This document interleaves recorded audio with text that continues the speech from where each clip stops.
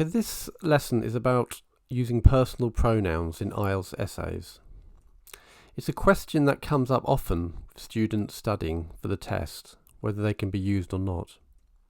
Personal pronouns are words such as I, you, we and they.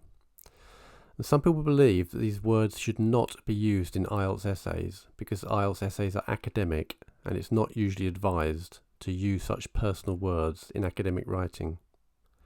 This is true, but IELTS is not the same as writing an essay at university or writing a research article for a journal.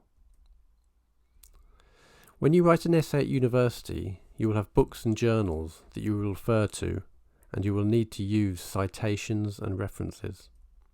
In an IELTS essay, you don't have any of these sources. You only have your own experience, and of course you only have 40 minutes, which isn't much time.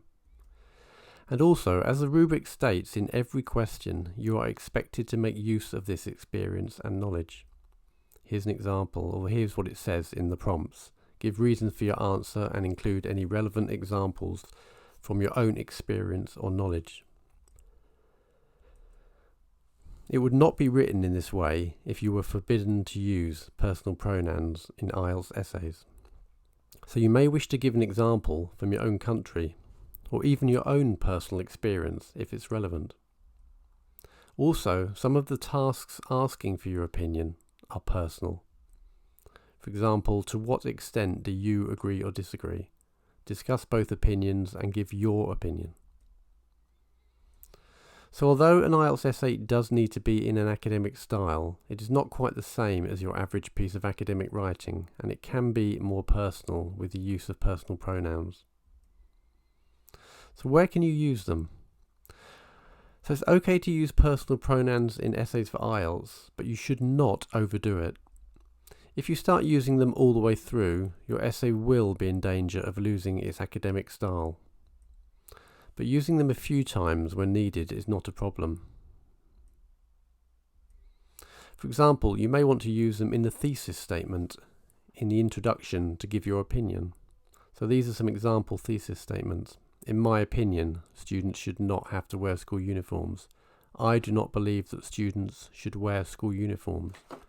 I agree that wearing school uniforms is necessary for the following reasons.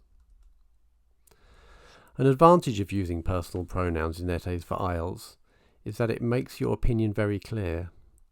That can be very important, especially if you're a lower level candidate.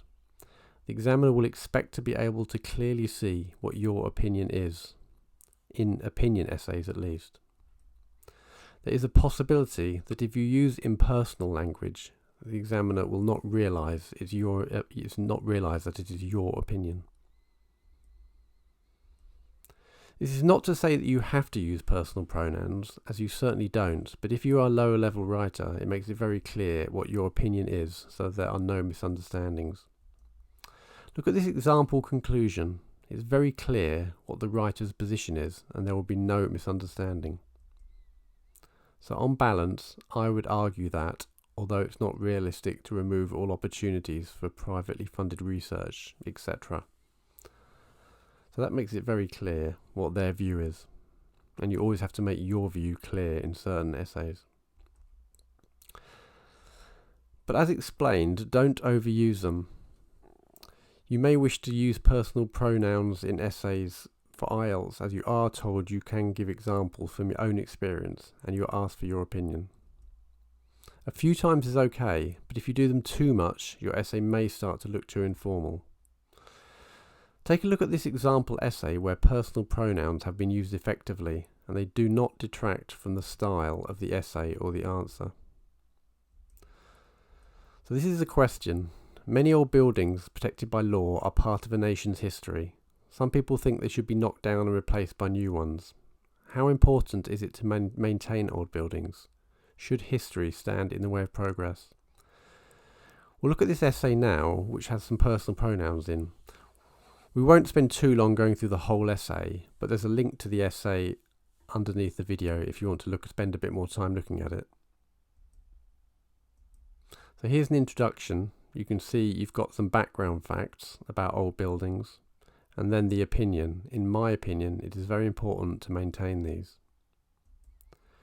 Then if we look at the first body paragraph, so preserving certain old buildings is important for several reasons. Firstly, these structures provide an insight into the history of our countries.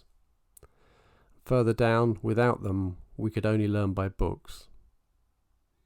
So there's some examples to show you how it looks okay and still looks academic in this essay. Let's look at the second body paragraph. So there's some more in here. So however, this certainly does not mean that modernisation should be discouraged. I believe that old buildings can be protected in tandem with progress.